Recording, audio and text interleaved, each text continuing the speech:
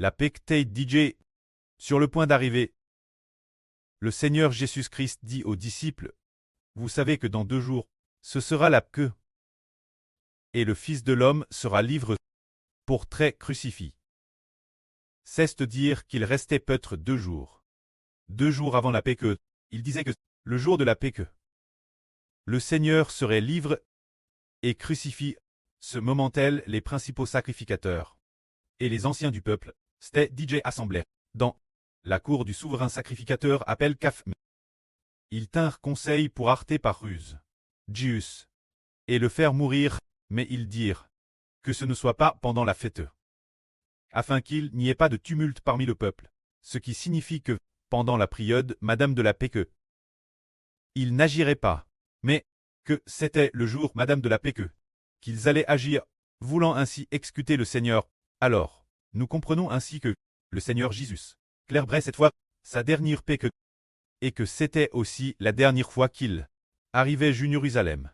Il est venu Jérusalem, précisément pour que la prophétie biblique concernant l'agneau de la Pâque mi-mort soit accomplie. Sous l'ancienne alliance, au moment de la Pâque, on devait immoler un agneau. Chaque foyer devait en immoler un. En réalité, cet événement préfigurait le Seigneur Jésus-Christ, qui devait plus tard, le jour Madame de la Pâque, traire mi-mort, afin de racheter la maison spirituelle d'Israël.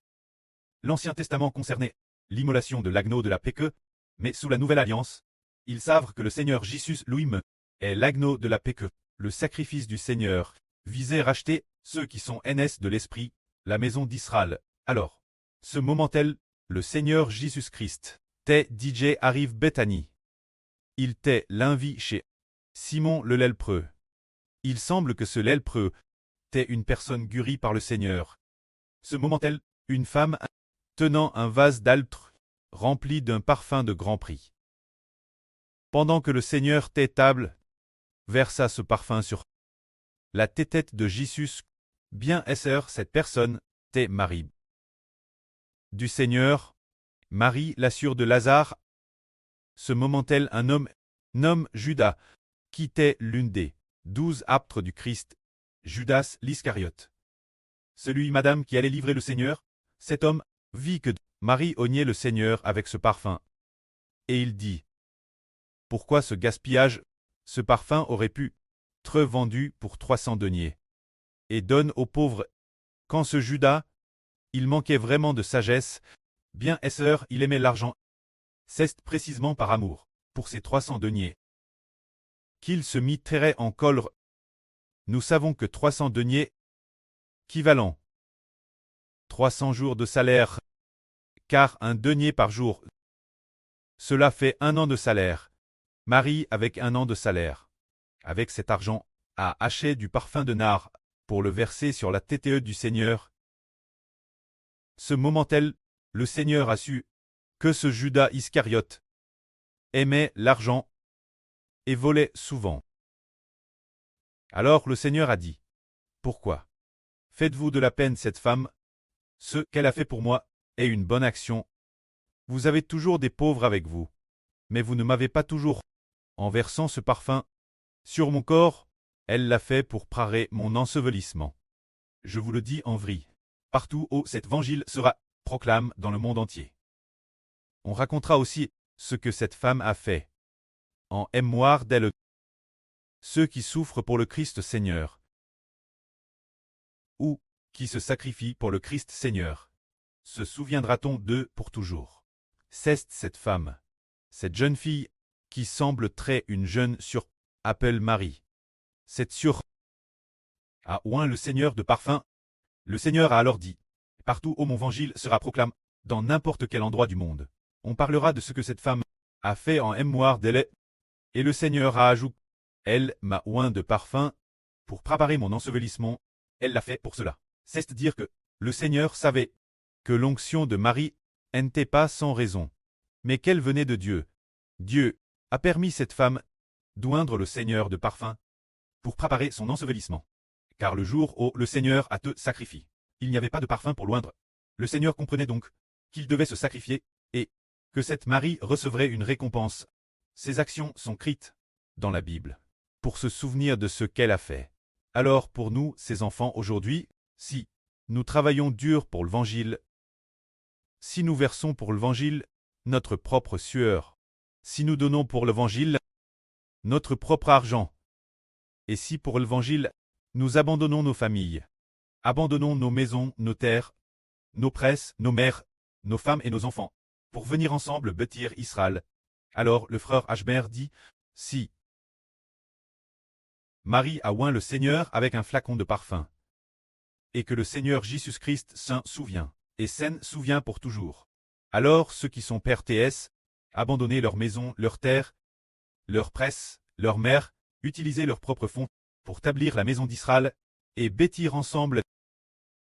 Ashber dit qu'ils recevront certainement un traîneux en récompense, pour se souvenir de leur labeur, et qu'ils auront la guerre avec le David du Nouveau Testament, de s'asseoir ensemble sur le traîneux. Ce trône sera une récompense, pour se souvenir de ceux qui sont prêtés tout abandonnés pour suivre le frère Ashber, pour se souvenir d'eux ainsi. Autrefois il y avait, avant eux, qui, de leur vivant, avaient avec le frère Ashber travail dur. Ainsi, après la résurrection, le traîne éternel, le traîne du frère Ashber, éternel. Alors, les enfants qui partagent le traîneux, le sont aussi pour l'éternité, ergnant ensemble sur le TRNE, pour faire mémoire du labeur des frères et sœurs. Ainsi, cela est appelé un mémorial ternel. Une bénédiction ternelle. Alors, un jour viendra dans le futur. Oh, prenons un exemple. Un jour, notre sur Tong Tong sigera sur un train de gloire. Et puis, l'avenir, beaucoup de gens diront, sur Tong Tong, pourquoi peux-tu siger sur un traîneux aussi glorieux? Alors nous dirons, parce que de son vivant, la sur Tong Tong a tout abandonné et a offert l'économie de toute sa vie au Seigneur, au frère Ashber. De plus, elle a consacré tout son temps. C'est offerte de toutes ses forces. C'est pourquoi le train sert de mémorial, afin qu'il soit proclamé que de son vivant, elle a tout utilisé pour rechercher le royaume des cieux. C'est en mémoire de cela. Est-ce ainsi, tout comme le Seigneur est aussi. TRS reconnaissant, le Seigneur Jésus-Christ et le frère Ashber ont également la Madame Gratitude, et ce Madame Sentiment disant, partout où mon évangile sera prêché dans le monde entier. On racontera ce que cette femme a fait en mémoire d'elle. Alors, pensons-y, le labeur accompli pour le Seigneur sera Maurice pour l'éternité. Mais, le labeur accompli, s'il n'est pas pour le Seigneur, ni pour le Fils du Seigneur, ni pour le précleste, alors ce labeur accompli pourrait s'avérer vain. Prenons un exemple. Par exemple, un grand patron terrestre riche, il a donné beaucoup d'argent en faisant des dons la société, il a financé d'écoles de l'espoir et a aidé des régions montagneuses pauvres et a fait beaucoup de bonnes œuvres. Mais il n'a pas, pour l'œuvre du Seigneur Christ, fait la moindre bonne action, ni pour celle du précleste. Du frère Ashber, fait aucune bonne action, au contraire. Il cesse au pot l'évangile. Alors Ashber dit, bien qu'il ait beaucoup donné, mais s'il n'a rien fait pour, s'il n'y a aucune chose faite pour le Seigneur, et pour l'évangile du Seigneur, alors ses bonnes actions ne seront jamais mémorisées, parce que les bonnes actions qu'il a faites n'étaient pas faites pour le royaume des cieux. Ce n'était que pour les choses de ce monde. Ainsi, ces bonnes actions ne seront pas mémorisées par le précleste et le Seigneur. Mais si, c'est pour les affaires du prêt et du Seigneur, madame, en y mettant un peu de peine, on recevra certainement une récompense. Ainsi, nos sages frères et sœurs doivent se consacrer au précleste au Seigneur et l'œuvre du frère Héber. Alors, la récompense sera grande. Ce moment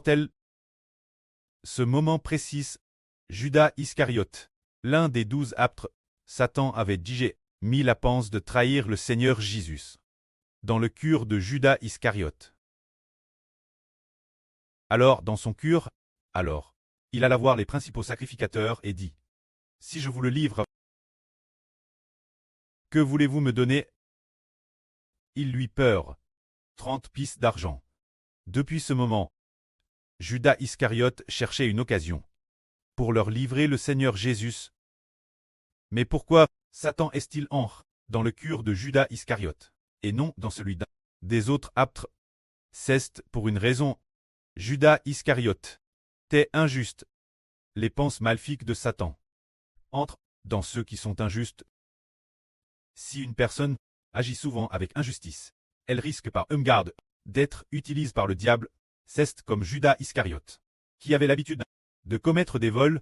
Satan a donc utilisé Judas Iscariote pour trahir le Seigneur. Disons-nous donc que dans nos actions, nous devons toujours faire ce qui est juste. Si par mégarde, on agit souvent avec injustice, on risque d'être utilisé par Satan. Et la fin, cela pourrait être irréversible. C'est pourquoi nous disons qu'il faut pratiquer la justice. Persévérer dans la justice, car la Bible dit que celui qui est juste pratique encore la justice, et que celui qui est souillé se souille encore. Si l'on pratique la justice, alors on continuera à la pratiquer. Celui qui commet le mal, il se peut qu'il continue de commettre sans pouvoir revenir en arrière, et la fin il se pourrait qu'il soit fait prisonnier par Satan. Tout comme Judas Iscariote. Ce moment-tel, c'était DJ le lendemain. Le lendemain serait la Pâque. Disons par exemple que demain c'est la Pâque. Aujourd'hui, c'est le jour où l'on sacrifie l'agneau pascal. Ce soir, la nuit tombe, on sacrifie l'agneau pascal, car demain c'est la Pâque. Ainsi, le moment approchait où l'on devait immoler l'agneau pascal. On l'immolerait la nuit tombe.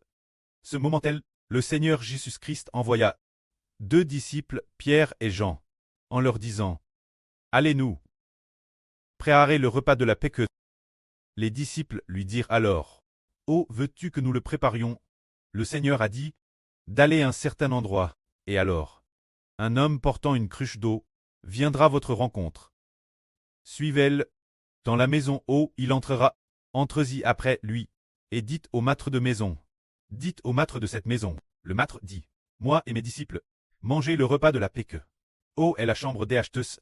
Le Seigneur a dit, il vous montrera une grande pisse étage. C'est elle que vous préparerez la Pâque avant le sacrifice du Seigneur Christ. Les disciples ont préparé le repas de la Pâque. Quant au Seigneur, chaque âne la Pâque, il y participait. Mais maintenant, nous comprenons que notre Pâque actuelle, n'est-ce pas pour commémorer Dieu, frappant les premiers reins d'Égypte. Ce n'est pas pour commémorer cela. Cela concernait les gens de l'Ancienne Alliance, les gens de la nation d'Israël au Moyen-Orient. Nous sommes la nation d'Israël de la Nouvelle Alliance. Nous devons commémorer ce que Dieu, par le Seigneur Christ, a fait en nous rachetant par la crucifixion. Ce que nous commémorons, ce n'est pas que le précleste ait autrefois tué les premiers reins d'Égypte en Égypte, et les a remplacés par l'agneau de la Pâque. Pour les anciens Israélites, ce que nous commémorons, ce n'est pas cela. Ce que nous devons commémorer, c'est que Dieu va frapper les premiers reins de l'Égypte spirituelle pour sauver la maison de l'Israël spirituel. C'est pour commémorer le Seigneur Jésus-Christ. Après sa crucifixion, Dieu sauvant l'Israël spirituel pour détruire l'Égyptien spirituel. C'est dire commémorer le précleste par son Fils, venant nous sauver. Ainsi, chaque fois que nous commémorons le Seigneur Jésus-Christ et son sacrifice, nous rendons grâce cause du Seigneur, au précleste, de ne pas avoir détruit l'Israël spirituel, mais de l'avoir sauvé, l'Israël spirituel, et qu'au contraire, le précleste va détruire l'Égypte spirituel. Ce se dire détruire les premiers uns de toutes les nations, mais qu'il la sauve, les premiers uns de la maison d'Israël, que la gloire soit rendue auprès et au Seigneur. Amen.